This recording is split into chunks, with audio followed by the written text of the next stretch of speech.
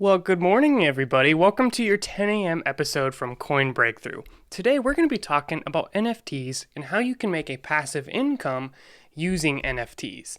Now, this is coming from the perspective of someone with a software development background, a cryptocurrency background, not someone who has much of an art background. So, there's probably some more artistic skills and ways to make NFTs valuable and enticing that I might not be able to present here in this video. But what I can tell you is that the system to make money with NFTs is very predictable, and whether you're an artist or not, you can make income and passive income with NFTs. And I say passive because, there's not really passive income. It's more residual income, but SEO, right? Ain't nobody looking up residual income with NFTs. But basically, there's going to be some initial work up front, but that can produce income for the rest of your life. Now, before we jump into the first way to make passive income with NFTs, this is Coin Breakthrough. We post episodes every day at 10 a.m. Eastern Time. So if you're into NFTs and cryptocurrency and you want to stay up to date with the latest and greatest in the industry, then be sure to subscribe to this channel and slap the little bell icon so you'll be notified when I come out with new videos. Except everyone keeps telling me there's no bell icon. I don't know.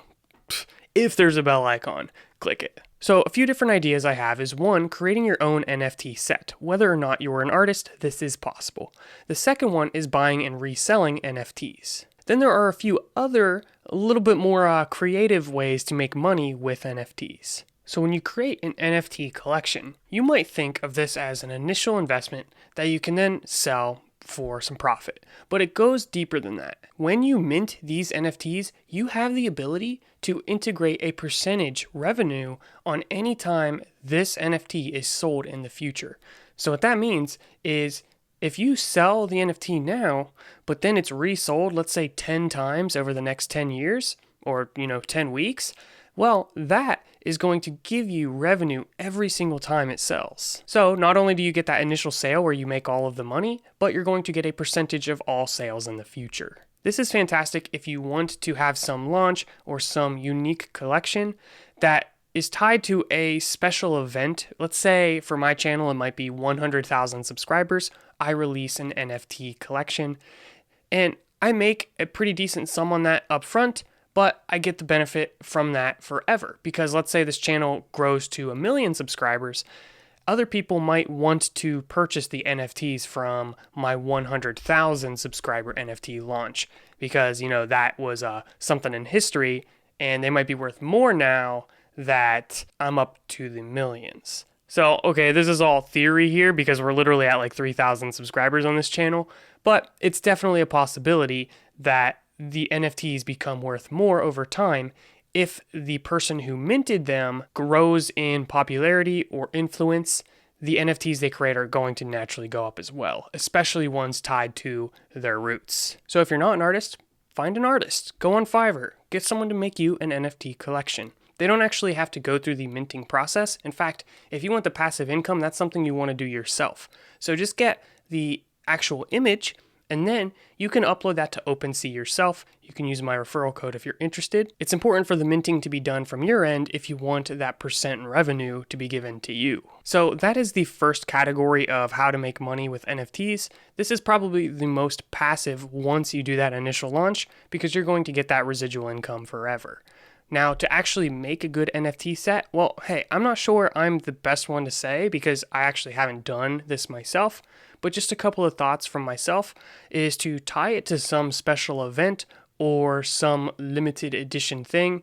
Maybe it's access to an event or it's tied to some big milestone in your career. And lastly, keep the quantities of the NFTs on the low side such that they're likely to sell out very quickly. If anyone knows that you just have an unlimited supply of the NFT, they're not going to be pressured to purchase that NFT, and there's not a real huge incentive to resell the NFT later if there's just tons in circulation.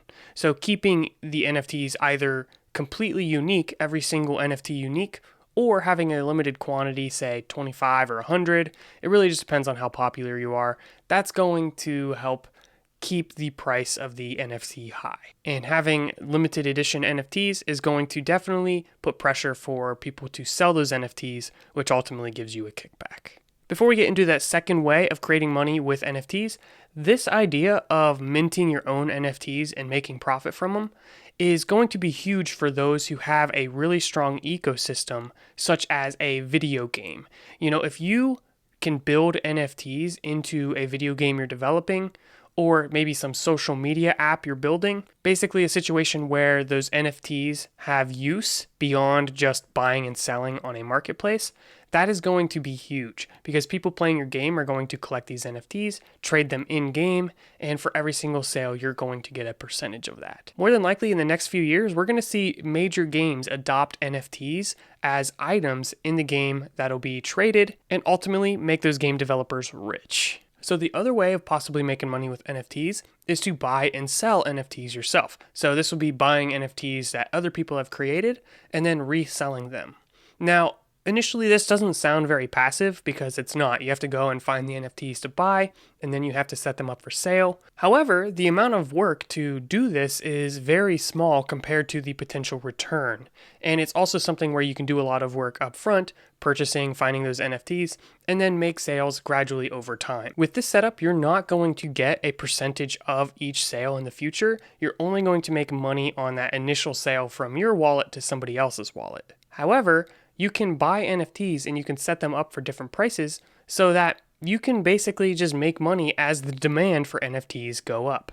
So you find some niche NFT platform, you purchase a bunch of NFTs, and then you list them up for sale. It's essentially scalping in the NFT space, so I'm not sure it'll be wildly smiled upon, but it is an income producing opportunity.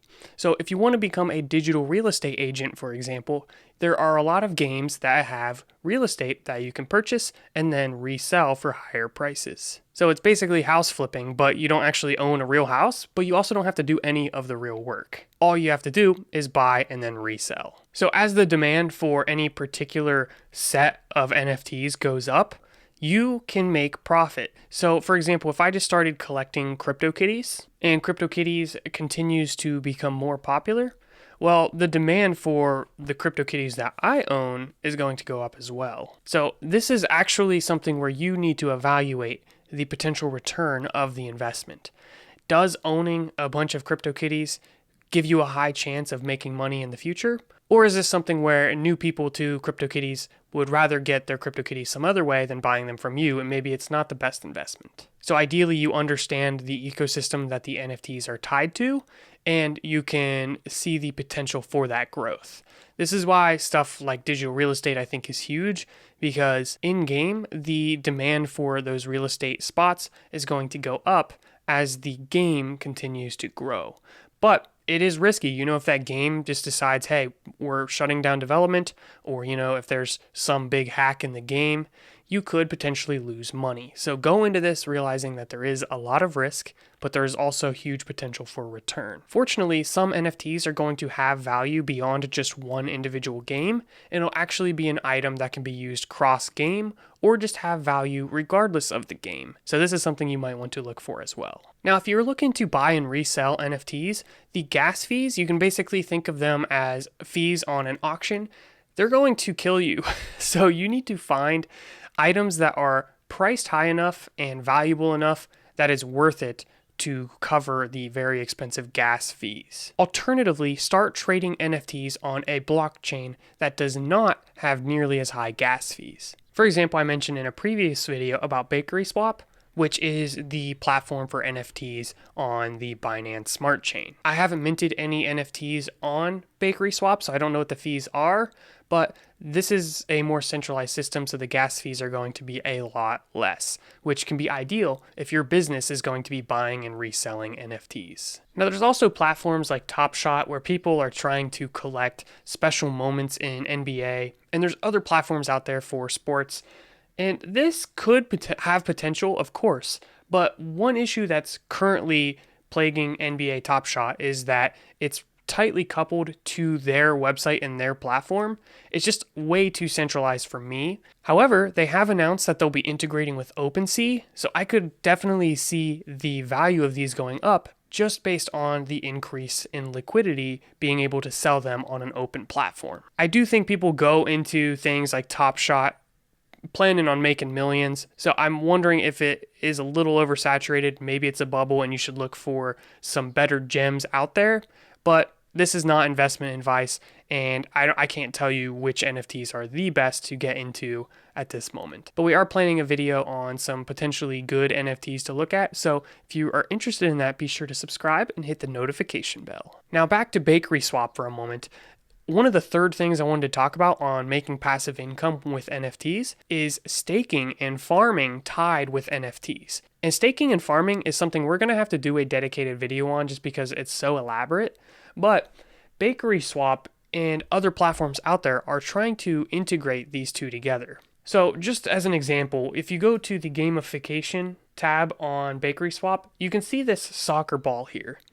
And this is just so weird. Like, who would have thought we'd live in a world where you buy digital soccer balls and they produce income and you can redeem them for an actual soccer ball? It's just, everything is just so weird. But it's actually pretty cool. Basically, you can mint one of these soccer ball NFTs, which you do have the option of redeeming for an actual soccer ball. But basically, when you have this soccer ball, you can stake it and be rewarded in that process. So you will earn the Bake currency. So owning this NFT, one, gives you the potential to sell it in the future for a higher price, and two, you can earn Bake in the process just by owning this NFT. And this is so cool because we're living in a digital world where you can own lots of assets and they don't take up any room. It can all just be based off digital wallets on your desktop and on your phone. So who would have thought owning a digital soccer ball can earn you passive income? I don't know, but it's a thing. So this is kind of a limited edition thing, and they do similar things such as these meals, and you'll see lots of different platforms doing these fun little NFT projects. So here is an interesting project. It's called Don't Buy Meme, but it's actually trying to sell you meme, which is a coin. So this is flipped around. So instead of having an NFT that produces a currency, basically you're going to farm a currency that will reward you limited edition NFTs, which you can then sell on OpenSea. So with this, if you stake one meme token, you earn one pineapple per day. And with enough pineapples, you can mint an exclusive limited edition NFT meme. What we can do is go to one of these as an example, one that's not sold out. And this one's pretty awesome. So if we check this one out, you need 150 pineapples to get the Meme Wars NFT. This one's a little different because you need Uni V2, but that's besides the point. Anyways, we'll go into one of these and check it out on OpenSea. And you can see there's 10 total, 10 owners. And we can see some of the different prices. So, I mean, these are pretty hefty. I mean, look at these prices here. 35 Ethereum, 49 Ethereum. That's insane. I'm not sure if people are buying them at this price, but wow. So you can see we're getting into some more experimental projects that not as many people know about or are doing daily for income, but they definitely have potential and they might not be too saturated and you could get a pretty good return. So maybe we'll explore some of these in future videos. But what I want from you is I want you to drop a comment with some of the coolest ways to make money with NFTs. Be creative here because I want to think beyond just minting general NFTs like everybody else does. How can we tie this closely with some really cool projects? Or are there any cool projects out there already that allow us to stake or farm and have NFTs integrated with that process? Let me know in the comment section below, and let me know if you've made any fat stacks buying and selling NFTs. I want to know. I want to get to the point where I'm selling digital kitties for 600 Ethereum. So that is all I have in this one. Thank you for watching, my friends, and stay tuned for my exclusive NFT drop. Hopefully, we'll have something like that in the future here. I'm thinking about whether I want to tie it to 10,000 subscribers or maybe some exclusive platform. This is stuff I need ideas for too because I am heavily interested in this NFT space, but I want to do something that's creative. So I definitely appreciate any suggestions and stay tuned for the next video. It's going to be fire, like always. See you tomorrow at 10 a.m. Eastern Time.